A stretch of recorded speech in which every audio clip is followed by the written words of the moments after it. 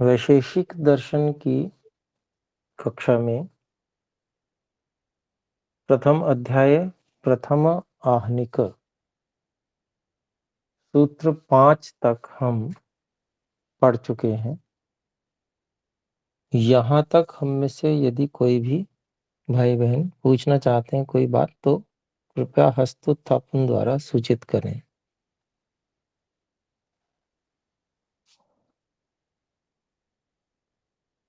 जी, यह अंतर्यामी नाम से जो भाई हैं, कृपया वे बोल सकते हैं। आचार्य जी नमस्ते। नमस्ते जी। पिछले कक्षा में आप जो स्वरूप लक्षण तटस्थ लक्षण बोला था, इस पे थोड़ा भेद बताइए। जी जी, किसी भी कोई भी जो पदार्थ है, वस्तु है, उसकी परिभाषा ये 2 प्रकार से की जाती है। उसके स्वरूप लक्षण के हिसाब से आधार पर, स्वरूप लक्षण के आधार पर, अर्थात जो वास्तव में गुण उसके अंदर हैं, उन गुणों के आधार पर। जैसे ईश्वर का स्वरूप है तो ईश्वर सत चेतन आनंद स्वरूप है, तो ये एक स्वरूप है ईश्वर का, सर्वव्यापक है। तो ये कुछ ऐसे लक्षण हैं जो ईश्वर के गुण हैं ऐसे, तो वो स्वरूप लक्षण हो गया। और तटस्थ लक्षण वो हो गया जैसे कोई ऐसा कार्य बता दिया जाए जो परमात्मा ही करते हैं। जैसे जो सृष्टि को बनाने वाले हैं वो परमात्मा हैं। तो जब ऐसे बताया गया तो परमात्मा के कार्य से ईश्वर को समझाने का प्रयास किया गया। तो उसमें स्वरूप का विवरण नहीं है, तो उसके स्वरूप से वो तटस्थ है, लक्षण जो किया जा रहा है। ईश्वर का जो एक कार्य है वो बता दिया गया। तो ठीक है जी, ये अंतर है। तो यहाँ पर भी जो परिभाषा बताई गई है धर्म की, वो धर्म का स्वरूप नहीं बताया गया कि धर्म में ये है, ऐसा नहीं बताया गया, बल्कि धर्म से क्या-क्या प्राप्त हो जाता है वो बताया गया, जिससे अभ्युदय और निःश्रेयस की प्राप्ति होती है, वह धर्म है। तो स्वरूप लक्षण नहीं है, तटस्थ लक्षण है। ठीक है जी। जी धन्यवाद। जी, हिमांशु जी। ओम। गुरुजी, इसमें जो पहले 6 पदार्थ आए हैं और उसके बाद 9 द्रव्य हैं, तो सामान्य रूप से हम द्रव्य और पदार्थ को एक प्रकार से समझते हैं, और यदि हम वैशेषिक दर्शन से हट के बात करें तो यहाँ पर क्या जिनको पदार्थ बता दिया गया है इनको हमें पदार्थ और इनको द्रव्य समझ लेना है इस शास्त्र के अनुसार, या इसकी कोई परिभाषा के अनुसार इनको द्रव्य कहा गया है, ऐसा कुछ हमें कहीं मिलता है? जी जी, इस शास्त्र के अनुसार ही समझा जाएगा जी, कि इनको पदार्थ कहा और इनको द्रव्य कहा, इसको लेकर के हमें जी आगे जी बढ़ना जी, है। पदार्थों के अंतर्गत द्रव्य है। पहला जो पदार्थ है वो द्रव्य ही है ना? जी गुरु जी, जी गुरु जी। ठीक है जी, ये है जी।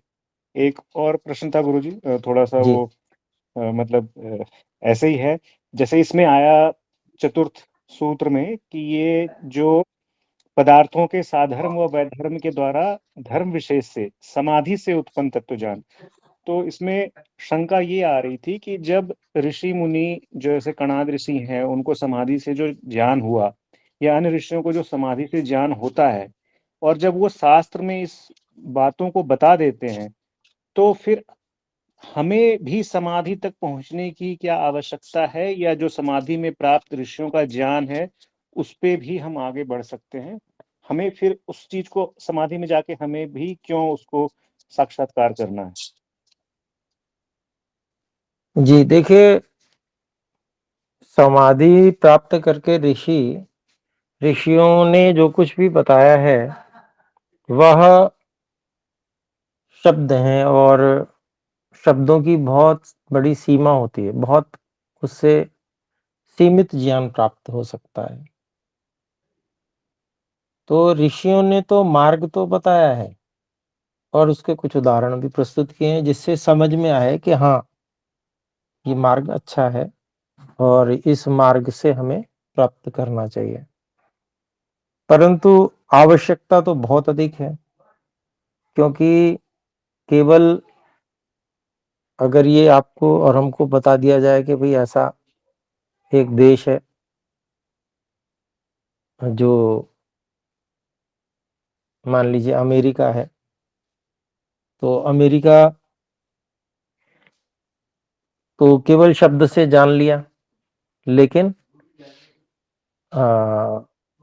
उसको देखने की भी इच्छा हो सकती है, कैसा है वो, है ना? और देखने से ही जो जिज्ञासा की निवृत्ति बहुत अच्छे प्रकार से होगी। शब्दों से तो बहुत कुछ बताया जा सकता है, परंतु वो सब कुछ जो है उसकी सीमा बहुत अधिक है, बहुत उसमें से थोड़ा ज्ञान हो पाता है शब्दों से।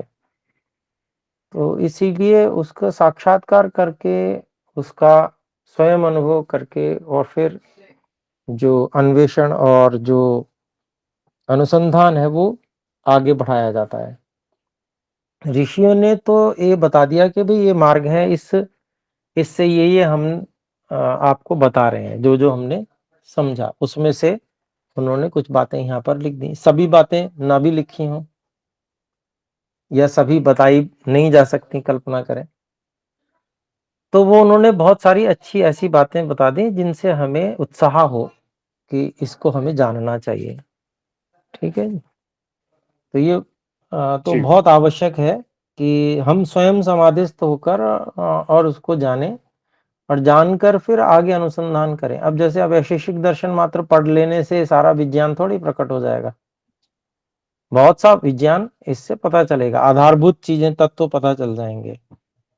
फिर हमको उनको एकत्र करके और फिर उस आधार पे और समाधिस्थ होकर, और जो हमारी आवश्यकताएं इस समय तत्कालीन समाज की आवश्यकताएं हैं, और क्या-क्या मनुष्य की अपेक्षाएं आवश्यकताएं हो सकती हैं ऐश्वर्य की दृष्टि से और अन्य आवश्यकता की दृष्टि से, साधन की दृष्टि से, उनको पूरा करने के लिए उस विज्ञान और अनुसंधान का सहारा लेकर और लोकोपकार के लिए कार्य किया जाएगा, या कुछ इस प्रकार का तैयार किया जाएगा, बनाया जाएगा, जिससे सबको लाभ मिले, कोई मार्ग प्रशस्त हो जाए इसके लिए। ठीक है जी। जी जी, स्पष्ट हुआ गुरु जी, बहुत बहुत धन्यवाद। ओम। धन्यवाद जी। रौनक जी, कृपया बोलें। जी नमस्ते आचार्य जी। नमस्ते जी। ये अभी जो आप बता रहे हैं वो किस अध्याय से है, या फिर पृष्ठ संख्या बता सकते हैं? प्रथम अध्याय प्रथम आहे चल रहा है, सूत्र 5 हो चुके हैं, छठा सूत्र चलेगा, पृष्ठ संख्या 9 है। पृष्ठ संख्या 9। धन्यवाद गुरु जी। जी, आदरणीय बहन बेला जी, कृपया बोलें। सादर नमस्ते आचार्य जी। आचार्य जी, जो जी। हमने ये 6 पदार्थ जो पढ़े और फिर द्रव्य 9 प्रकार के देखे, तो जो पदार्थ में जो पहला हमने द्रव्य पढ़ा है, तो जो मैं समझ पा रही हूँ इसमें वो जो 9 द्रव्य हैं वो इसी द्रव्य में आएंगे? हाँ जी, बिल्कुल इसी के जो है विस्तार है, उसी का द्रव्यों के प्रकार हैं, इतने द्रव्य हैं। जी। जी जी जी जी। धन्यवाद आचार्य जी, स्पष्ट हो गया। धन्यवाद। जी, धन्यवाद। तो देखिए, हम आगे बढ़ सकते हैं। 6 पदार्थ हैं, द्रव्य, गुण, कर्म, सामान्य, विशेष और समवाय, ये 6 पदार्थ हैं। इनमें सबसे पहला द्रव्य है। द्रव्य का विवरण दिया कि द्रव्य में क्या क्या आता है। तो पृथ्वी, जल, अग्नि, वायु, आकाश, दिशा, आत्मा और मन। काल, दिशा, आत्मा और मन, काल एक छूट गया। काल, दिशा, आत्मा और मन, ये 9 द्रव्य हैं। तो अब हम आगे बढ़ते हैं। छठा सूत्र है, ये है गुणों के विषय में। पहला द्रव्य था, दूसरा गुण है। तो गुण के, जैसे द्रव्य के विषय में बताया, ऐसे गुण के विषय में बता रहे हैं। गुणा उच्यन्ते, गुणों के बारे में कहते हैं। रूप रस गंध स्पर्शाः संख्याः परिमाणानि पृथक्त्वं संयोग विभागौ परत्वापरत्वे बुद्धयः सुख दुःखे इच्छा द्वेषौ प्रयत्नाश्च गुणाः। तो ये सूत्र है छठा। और गुण कौन कौन से हैं वो यहां गिनाए गए हैं। इनमें से रूप, रस, गंध और स्पर्श 4 ये हो गए। संख्या 5वां, परिमाण 6ठा हो गया, पृथक्त्वम 7वां, संयोग और विभाग 8वां 9वां, परत्व अपरत्व 10वां और 11वां, बुद्धि 12वां, सुख दुख 13 14, इच्छा द्वेष 15 और 16 और प्रयत्न 17। इस तरह से यहाँ पर 17 गुण गिना दिए गए। इनको गुण कहा गया है, ये गुण है।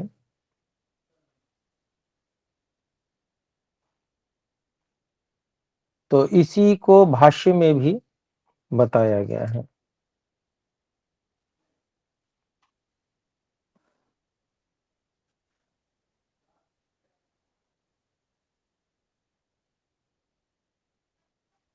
तो यहाँ पर कुछ जो गुण गिनाए गए हैं, इसके अतिरिक्त भी कुछ गुण हैं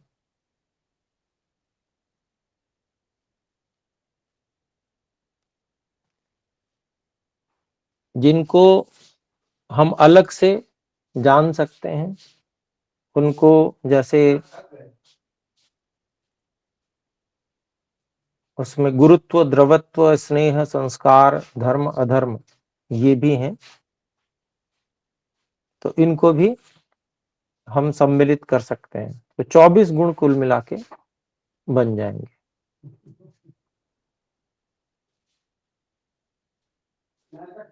तो यहां पर हम इसका जो अब भाष्य है, इसको हम देखते हैं। आइए,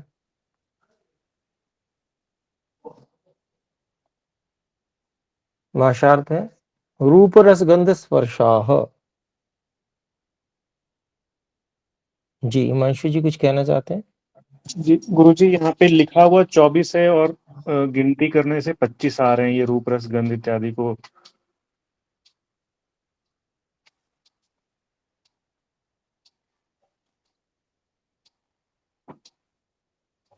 अच्छा, जैसे आपने जो आर्य भाषा में सूत्रार्थ दिया गया है उसमें कह रहे हैं आप? जी गुरुजी। इसमें एक शब्द अधिक लिखा हुआ है, यहाँ पर शब्द नहीं गिना है। अच्छा अच्छा, धन्यवाद गुरुजी। तो ये शब्द सहित 25 हो गए।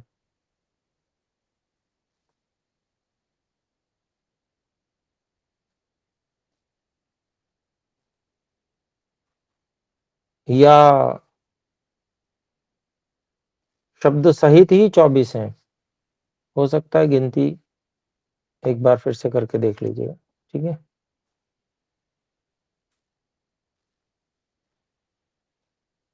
चलिए देखते हैं, एक बार भाष्य देखते हैं।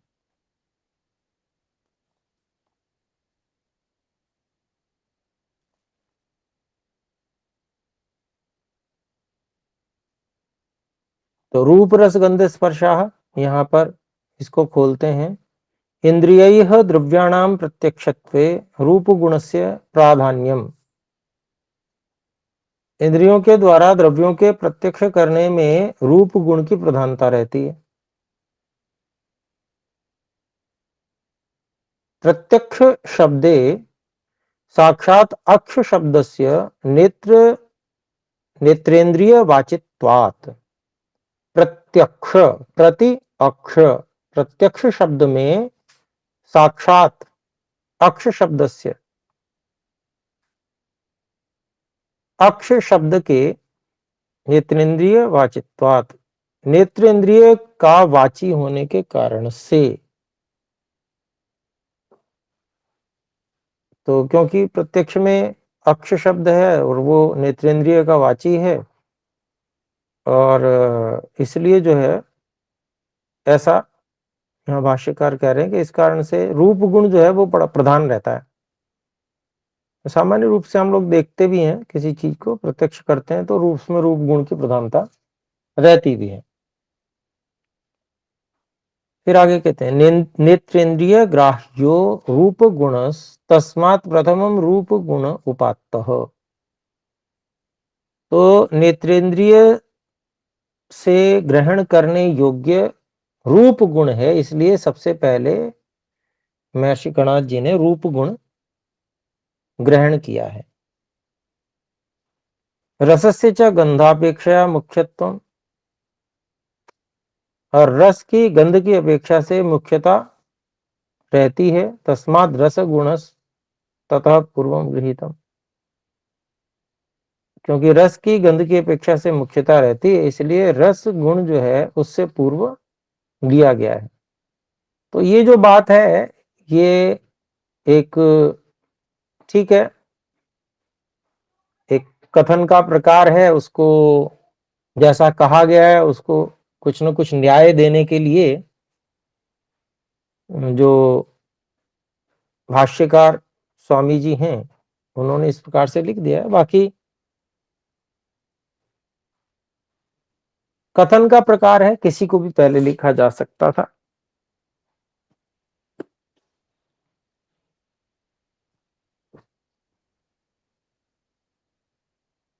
तो आगे देखते हैं। भूतेषु आकाशस्य अव्यक्तत्वात् तद्गुणस्य अनुमेयत्वात्। भूतों में आकाश के अव्यक्त होने के कारण से, सीधा अनुभव में न आने के कारण से अव्यक्तत्वात् तद्गुणस्य अनुमेयत्वात्, उसका जो गुण है उसका अनुमान किया जाने से।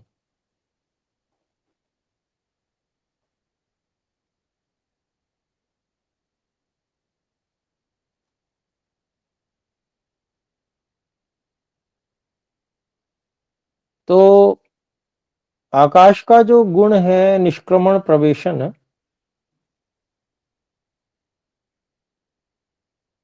उसकी ओर ध्यान प्राय जाता नहीं है।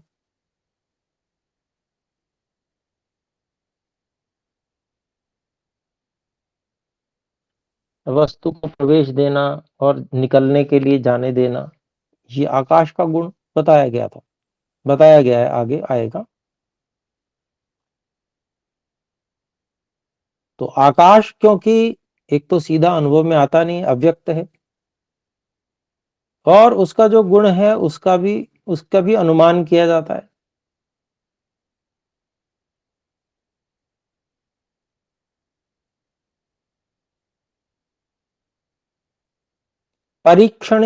परीक्षणीयत्वाच्च सूत्र न पठितः, परीक्षण करने के योग्य होने से उसको यहां पढ़ा नहीं गया है आकाश को। ये कारण दे रहे हैं कि भाई जो आकाश का गुण है वो यहां नहीं दिया गया है, तो उसका क्या कारण है, वो एक थोड़ा सा उसको न्याय देने के लिए स्वामी जी ने ये बात लिखी है। फिर आगे कहते हैं संख्या, एकाधिकाः परार्धान्ताः। एक आदि जो संख्याएं हैं, और कहां तक, तो असंख्य तक।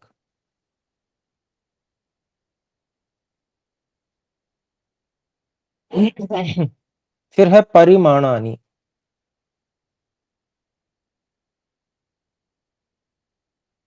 तो उसको खोलते हैं, इयत्ता कराणी बहुविधानी मान ज्ञानानि।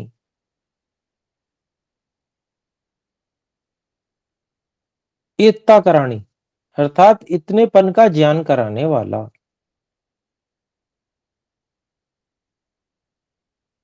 इतनेपन का जो ज्ञान कराता है कि ये इतना है, तो वो परिमाण है।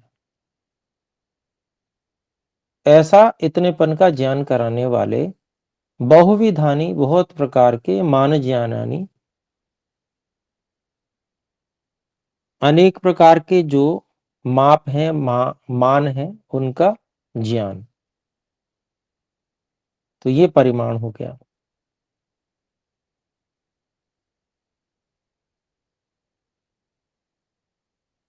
अब उसके अलग अलग वो जिसको कहते हैं हम मानक बनाए गए हैं।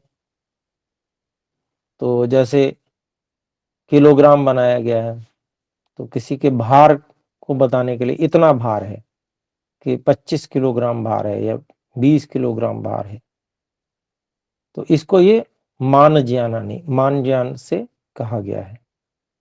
अर्थात अनेक प्रकार के जो मान है, जो इतनेपन का बोध कराते हैं, तो वो है परिमाण।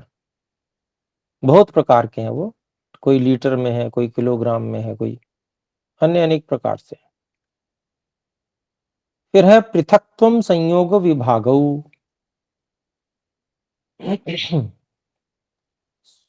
पृथक्त्वम संयोग विभागो, ये पृथक्त्वम एक है और संयोग विभागो ये दोनों तीनों अलग अलग गुण हैं।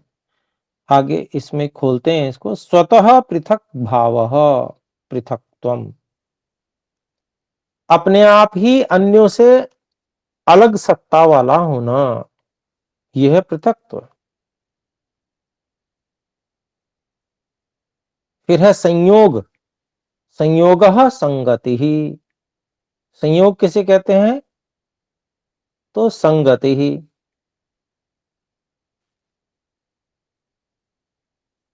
निकट होना। विभागो वियोगः, विभाग क्या है, वियोग हो जाना, अलग अलग अलग हो जाना। तो वस्तुओं में ये गुण भी होता है कि भाई किसी वस्तु में गुण है कि वो संयुक्त हो सकती है, उसका वियोग भी हो सकता है।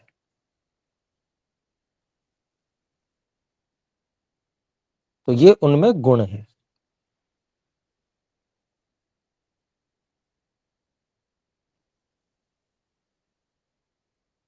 फिर है परत्व अपरत्व, परत्वापरत्वे, इसको खोलते हैं, दिक् कालावाश्रित्य परस्परापेक्षा बुद्धिजन्यौ दूर समीप लक्षणौ व्यवहारौ।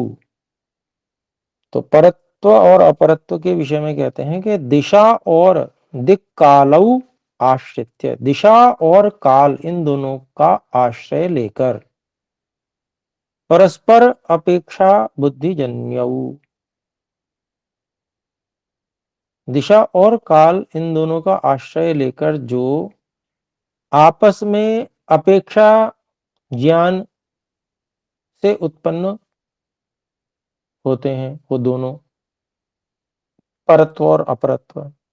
ऐसे दूर समीप लक्षणौ, ऐसे दूर और निकटता के लक्षण वाले ये दोनों व्यवहारो, व्यवहार, ये परत्व और अपरत्व गुण कहलाते हैं।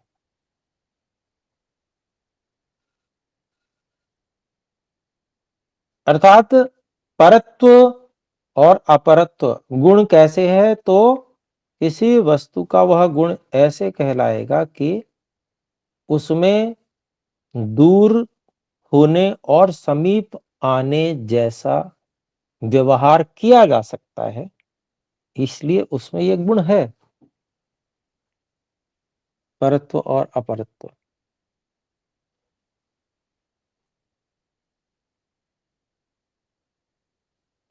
फिर है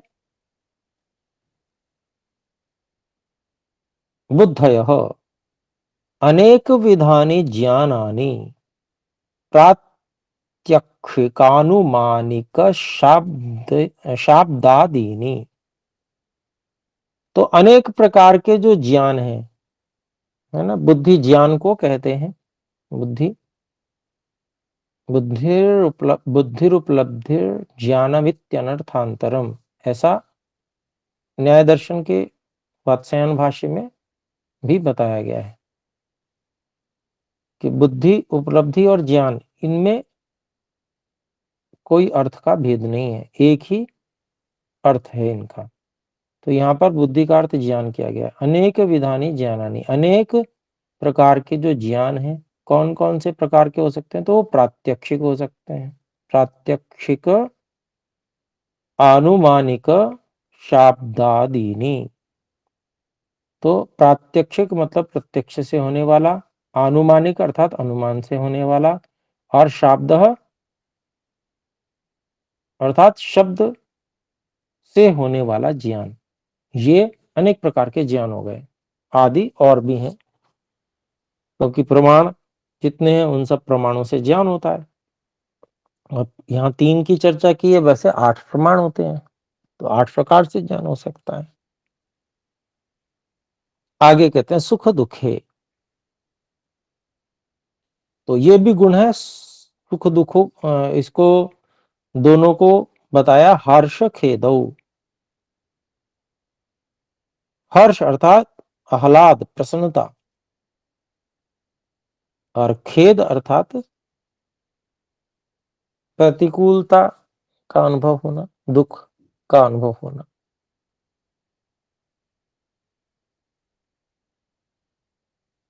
फिर है इच्छा द्वेषो।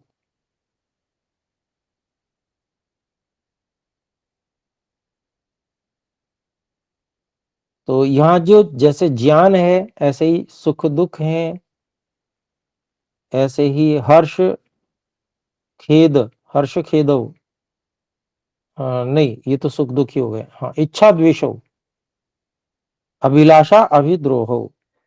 इच्छा मतलब किसी चीज को पाने की इच्छा, अभिलाषा किसी चीज की अभिलाषा करना, और द्वेष अभिद्रोह, उससे दूर होने की, उसके प्रति द्रोह होना, उससे दूर होने की इच्छा, द्वेष। तो ये सब चेतन में देखे जाते हैं गुण, ज्ञान से लेकर ये वाले।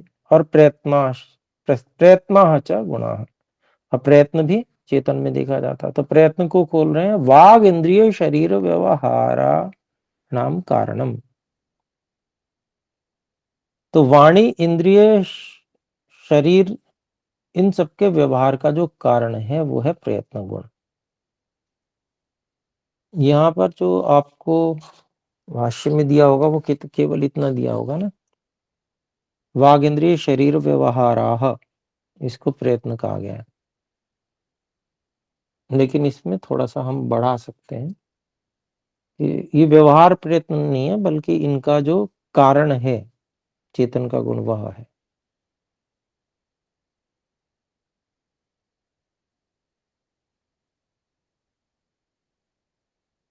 फिर आगे कहते हैं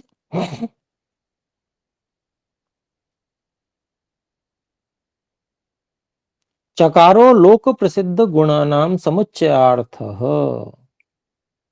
तो जो यहाँ पर चकार है वह संसार में प्रसिद्ध अन्य और गुणों को जोड़ने के लिए है, समुच्चय करने के लिए उनका। तेच गुरुत्व द्रवत्व स्नेह संस्कार धर्माधर्म शब्दाः एवं चतुर्विंशतिर गुणाः।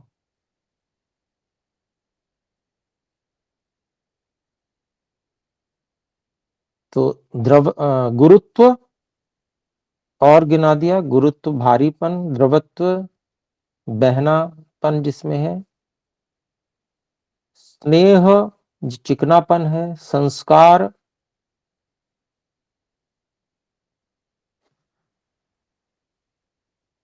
अर्थात प्रभावित होना, और धर्म और अधर्म, पाप पुण्य और शब्द।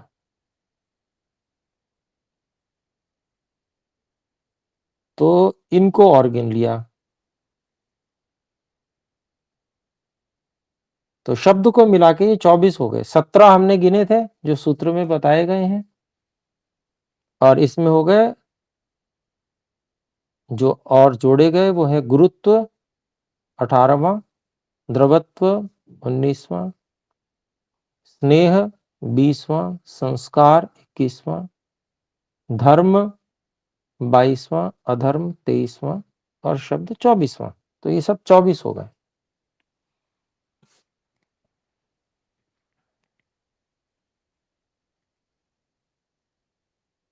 तो एवं चतुर्विंशति गुण, इस प्रकार से गुण जो है वो 24 हैं।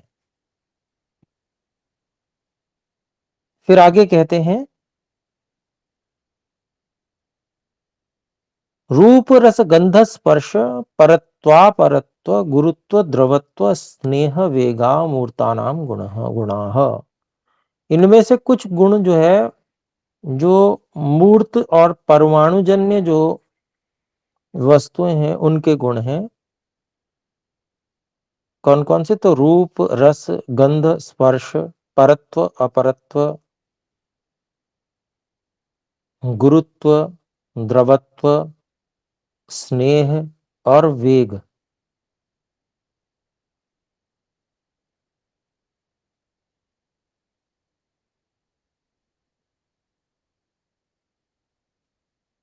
तो ये वेग यहां गिना नहीं है, संस्कार में 3 गिने जाएंगे। एक संस्कार में ही 3 प्रकार के संस्कार हैं, भावना संस्कार, वेग संस्कार और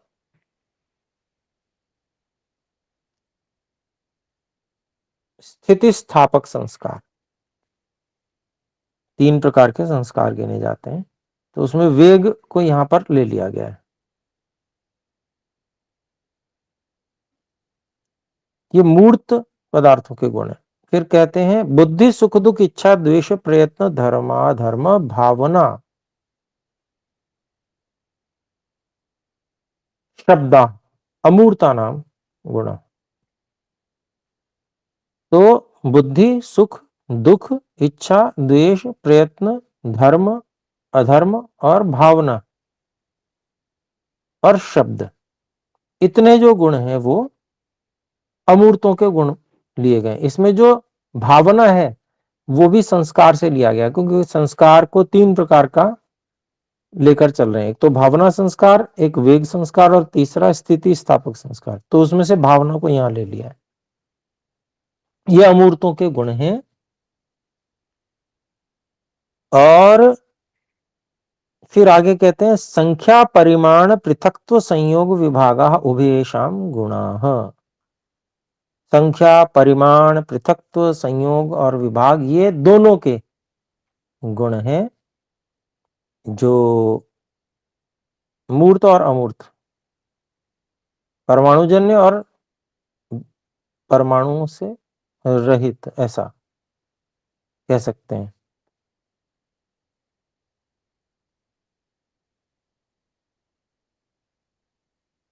उन दोनों के गुण है। इति प्रशस्त पाद है, ऐसा जो प्रामाणिक भाष्यकार इसके, जिसका महर्षि दयानंद सरस्वती जी ने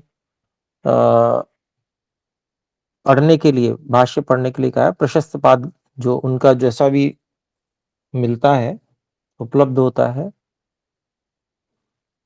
गद्य में, तो उसमें से ये बात लेकर स्वामी जी ने, स्वामी ब्रह्म मुनि जी ने यहां पर लिखी है जी। तो यहां पर कुछ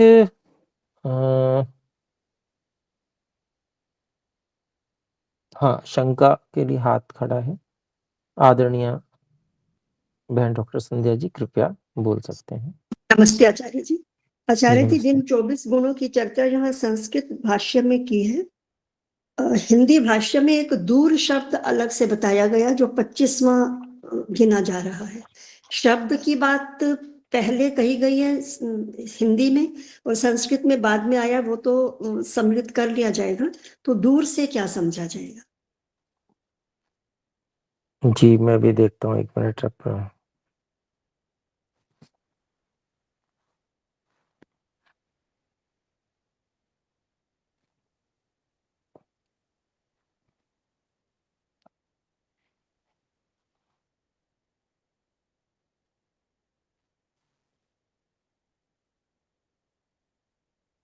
दूर, अच्छा इसमें पढ़ा गया संयोग विभाग के बाद में दूर। मुझे लगता है जी ये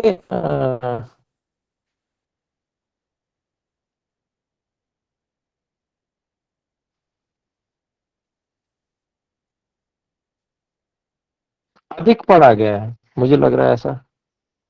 दूर को इसी में आ जाना चाहिए। जो दूर है वो परत्व और अपरत्व इसमें सम्मिलित हो जाना चाहिए। जी।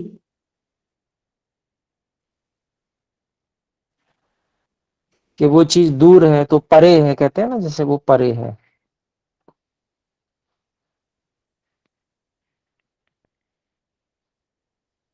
तो यहाँ पर अतिरिक्त लिखा दिया गया है, मैं समझता हूँ 24 ही होंगे जी गुण। ठीक है जी, जी, जी, जी। तो ये जो संस्कृत धन्यवाद भाषा आपने। में दिक् कालावाश्रित्य कहा गया है, उसमें हम स्थान दिशा से दूर ले सकते हैं शब्द, उसी में उसे सम्मिलित कर लिया जाए।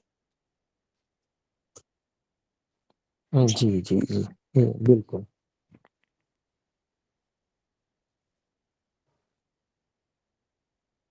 बिल्कुल। दूर व निकट लक्षण वाला व्यवहार होता है, परत्व और अपरत्व। बिल्कुल बिल्कुल जी, बिल्कुल उसी में। इसका धन्यवाद। भाई हिमांशु जी की भी शंका थी, उसका समाधान आपके द्वारा किया गया। धन्यवाद जी, बहुत बहुत धन्यवाद जी। और भी यहाँ पर हाथ खड़े हो रहे हैं। बहन बेला जी, कृपया बोले। ओम आचार्य जी, ये जो हमारी तालिका दी हुई है पृष्ठ संख्या मेरी पुस्तक में 35 पर, तो उसमें भी सारे ये 24 गुण दिखाकर, और फिर मैंने भी दूर पहले नोट्स में लिखा हुआ था, मुझे भी ये शंका थी, लेकिन अभी मैंने देखा तो परत्व 11 नंबर पे जो दिया है ना परत्व, फिर वहां दूर है ऐसे लिख दिया है इन्होंने, तो दूर अलग से नहीं दिखाया, तालिका के अनुसार फिर 24 स्पष्ट दिखाई दे रहे हैं। जी धन्यवाद आचार्य जी। जी जी, धन्यवाद, आपने भी उसकी पुष्टि कर दी। बिल्कुल बिल्कुल जी, 11वां परत्व है, उसमें वह दूर है ऐसा लिखा। जी जी, धन्यवाद। आपके बाद में बहन सविता रस्तोगी जी, कृपया बोलें। जी, अनम्यूट कर सकते हैं आप सविता बहन। नमस्ते आचार्य जी। नमस्ते जी। परिमाण जो तत्व है, गुण है, वो लंबाई को भी नापेगा क्या? लंबाई चौड़ाई? जी जी, परिमाण में सभी कुछ आएगा जी, बिल्कुल।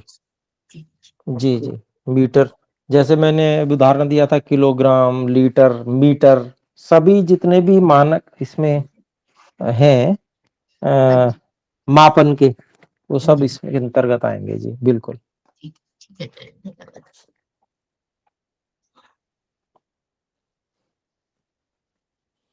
जी, तो ठीक है, हमारा 45 तक चलेगा जी भाई हिमांशु जी, या 40 तक ही है? गुरुजी 45 तक है, 4 मिनट बचा है, ठीक तो है जैसा जी आपको जी ठीक हो। जी। बहन स्नेहा जी, कृपया बोले। जी नमस्ते आचार्य जी। ये जो नमस्ते। इसमें दूर का बताया गया है, सत्यार्थ प्रकाश में भी वो जो 24 तीसरे समोल्लास में है ना, उसमें भी दूर नहीं है शब्द।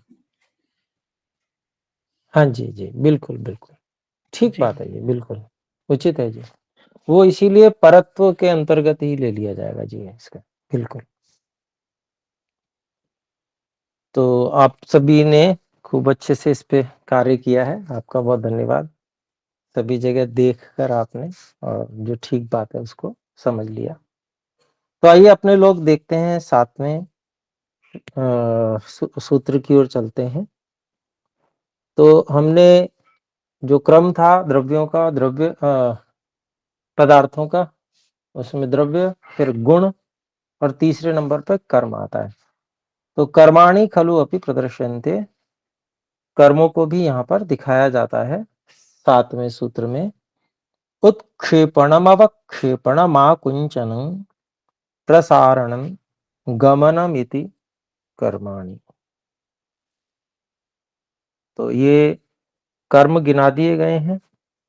उत्क्षेपण ऊपर की ओर उछालना, अवक्षेपण नीचे की ओर गिराना, आकुंचन तीसरा सिकोड़ना, प्रसारणम फैलाना, गमनम जाना आना इत्यादि।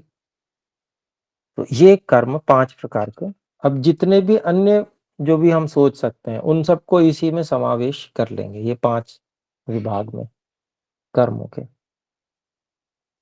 इतने प्रकार के कर्म हैं।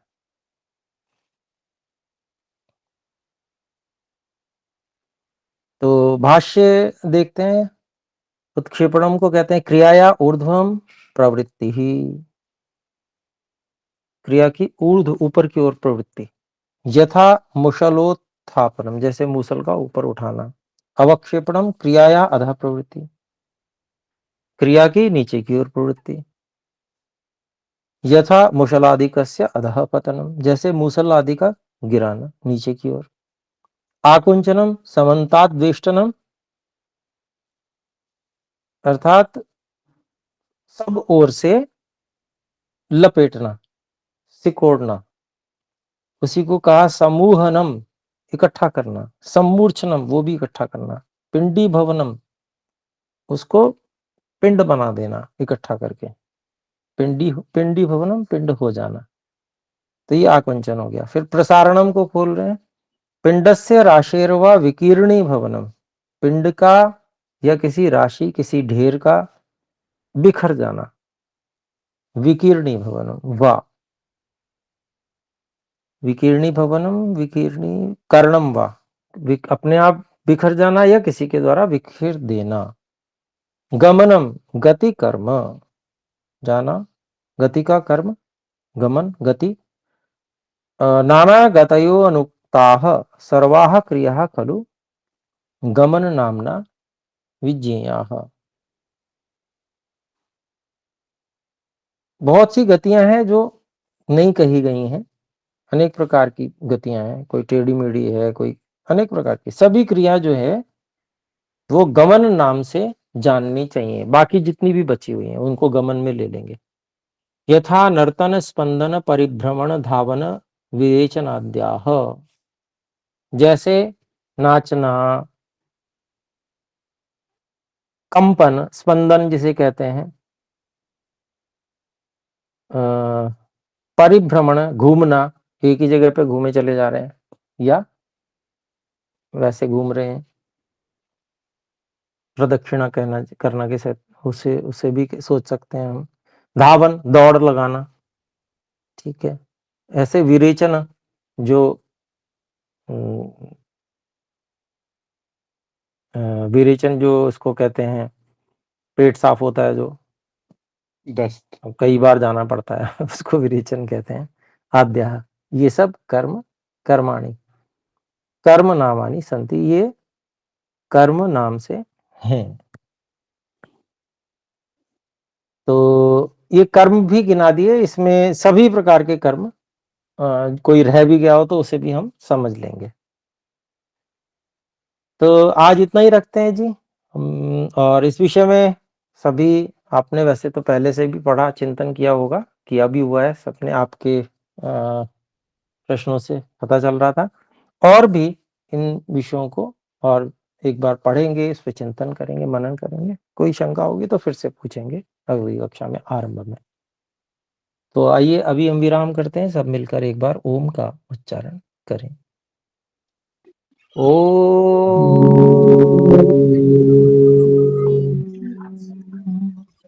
सर्वेभ्यो नमः। सभी को सादर नमस्ते जी। नमस्ते गुरु जी।